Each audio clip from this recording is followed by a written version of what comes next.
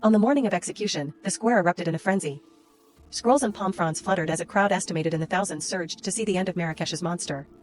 Mesfewi was brought out, bloodied from the lashings. He saw the open wall and knew this would be his final crucifixion.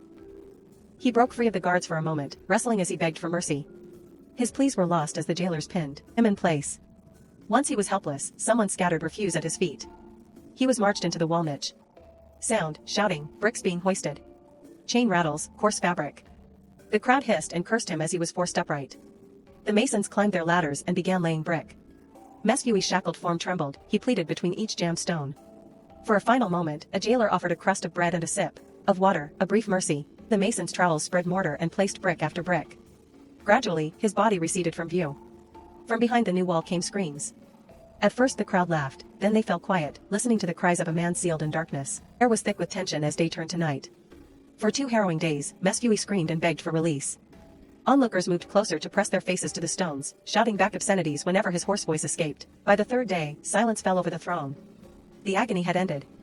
On June 13, 1906, Hadj Mohammed Mesfewi, the Marrakesh arch-killer, let out his last breath in the living tomb before any prayer could be read. In the eerie hush that followed, the people stood quietly for a moment longer, as if ensuring the nightmare had truly passed. The city had witnessed something extraordinary and terrifying, a crime so grotesque and a punishment so brutal that the line between law and vengeance blurred. Marrakesh slowly returned to normal, but the memory lingered. The legend of Mesfewi faded. There was no demon in the alley, just the plain truth of a madman's cruelty. Yet the name Mesfewi itself became a whispered caution. For generations, parents would recall the ghastly tale, the kindly old cobbler who carved his victims' throats. Travelers told one another how a single man could hide unspeakable evil in broad daylight. For outsiders, the story was a reminder of Morocco's harsh justice system, its people's thirst for retribution, and the clash between their customs and Western sensibilities. Even today, historians debate the punishment Mesfewi received. Some claim it was too cruel, others argue it was the only response to such cruelty. One thing is certain, the case stands as a unique, gruesome chapter in the annals of world crime.